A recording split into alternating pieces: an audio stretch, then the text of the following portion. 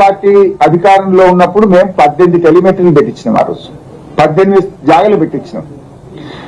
రెండవ ఫేజ్ లో పెట్టాల్సినటువంటి 9 టెలిమెట్రీలకు కూడా స్టడీ చేసి ఎక్కడ పెట్టాలనో కమిటీ వేసి నిర్ణయించినాం. మీరు వచ్చి మేము టెలిమెట్రీ పెడతాం, ముఖ్యమంత్రి అయితే అసెంబ్లీలో తెగ నరికిండు, మేము పెట్టేసినాం టెలిమెట్రీ అన్నాడు. వాడు మన ఢిల్లీ మీటింగ్ లో ఏం చెప్పిండు, బ్రిజేష్ కుమార్ ట్రిబ్యునల్ అవార్డు వచ్చేదాకా అప్పటికి కూర్చోద్ది అన్నాడు. కూర్చుంటావు మరి?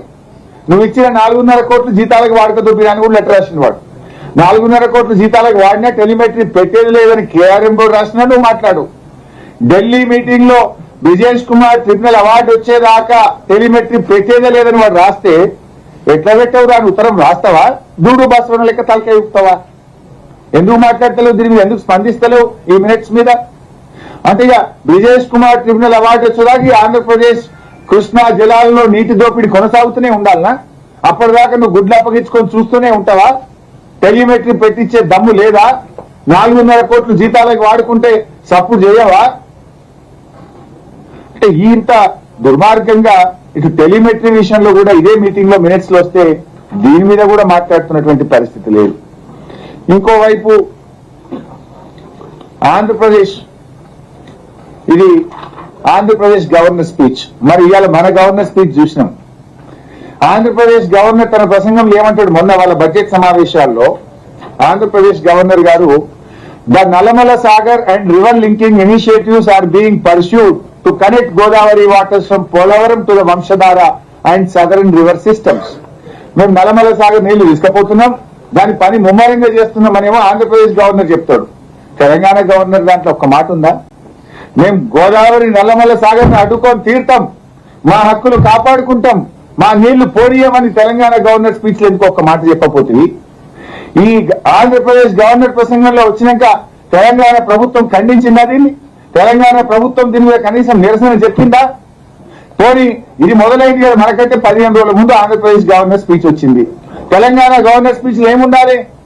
సమస్య లేదు, మా నీళ్లు మేము తీసుకుంటాం, గోదావరిలో చుక్క వదులుకోము, తెలంగాణ హక్కులు కాపాడుతాం, నల్లమల్ల సాగర్ను అడ్డుకుంటాం అని తెలంగాణ గవర్నర్ ప్రసంగంలో ధీటైన సమాధానం ఉండాలా వద్దా?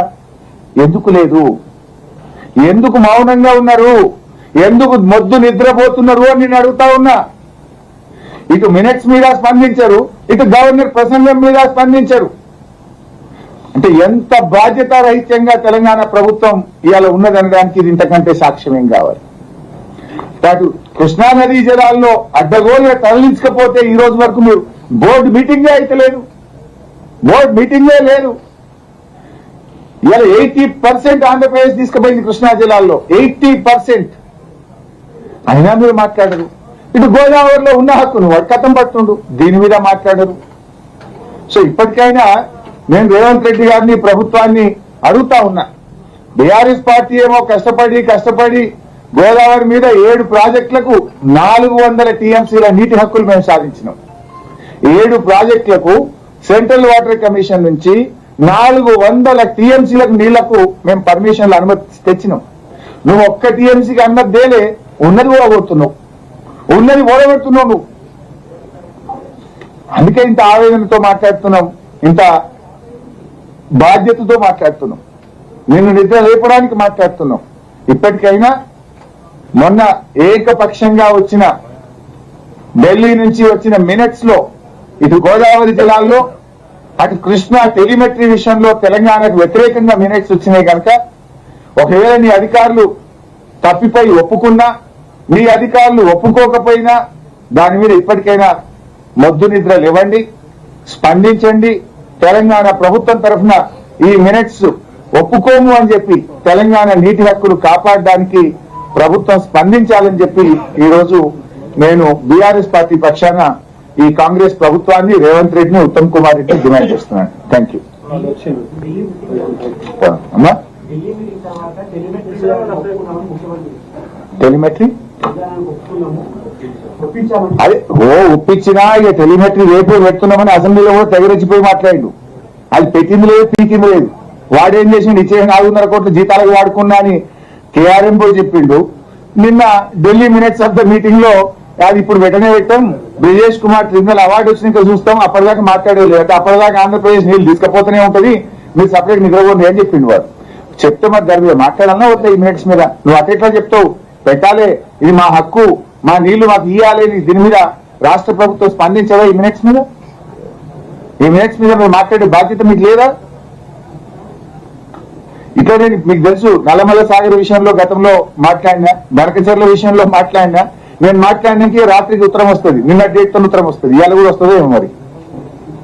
పర్వాలేదు, ఏ డేట్ తో ఉత్తరం వచ్చినా చాలు, నాకు మా రాష్ట్ర హక్కులు కాపాడబట్టే చాలు. I'm talking with concern. ఈ రాష్ట్రం యొక్క హక్కుల కోసం మా కేసీఆర్ గారు, మా బీఆర్ఎస్ పార్టీ కృషి మరి నీళ్ల కోసం, ఈ రాష్ట్రం కోసం చేసిన కనుక ఈ ప్రభుత్వాన్ని నిద్రలేపే ప్రయత్నం, ఈ ప్రభుత్వాన్ని తెలియజెప్పే ప్రయత్నం చేస్తా ఉన్నాం.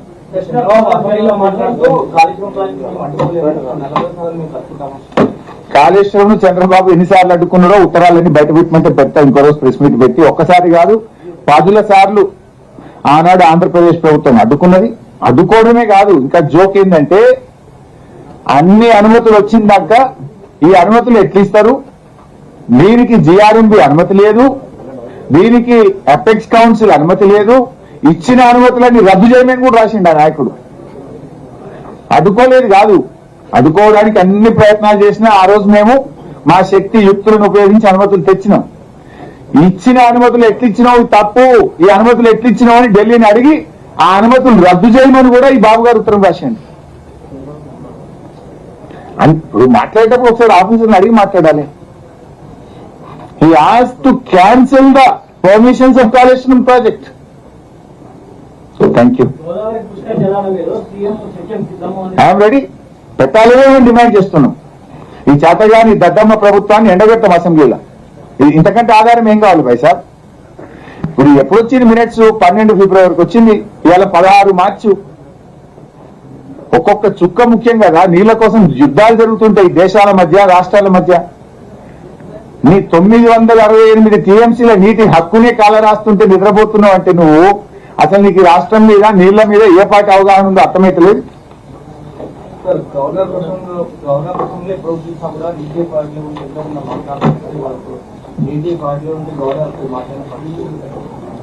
గవర్నర్ ప్రసంగానికి ఏమన్నా ఇది ఉందా భాయ్ సాబ్? బాధ కలిగేది ఏంటంటే గవర్నర్ చేత కూడా అబద్ధాలు చెప్పిస్తున్నారు. ఇది నేను చెప్తే చాలా విషయాలు ఉన్నాయి. మొదటి గవర్నర్ ప్రసంగంలో తమిళవాజ్ సౌందర్యన్ గారు ఉన్నప్పుడు 6 గ్యారంటీలకు చట్టబద్ధత కల్పించడానికి ముఖ్యమంత్రి గారు సంతకం చేశారు అని చదివింది గవర్నర్ గారు.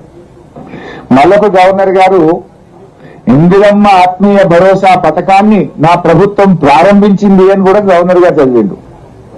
తర్వాత వచ్చిన గవర్నర్ గారు చదివిండు. వచ్చిందా ఇందిరమ్మ ఆత్మీయ భరోసా? అట్లా గత గవర్నర్ ప్రసంగాల్లో గాని, ఇప్పటి గవర్నర్ ప్రసంగాల్లో గాని అన్ని పాపం గవర్నర్ గారి చేత అబద్ధాలు చెప్పించారు, గవర్నర్ గారి చేత సత్యదూరమైనటువంటి విషయాలు చెప్పించారు. Thank you. అది నన్ను అడిగే ప్రశ్న కాదు, కిషన్ రెడ్డి గారిని అడగండి.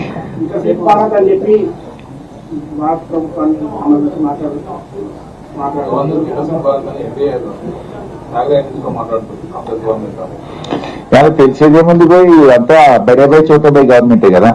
ఆ 2047 ఎవరిది పాలసీ? 2047 మోడీ గారిదే కదా.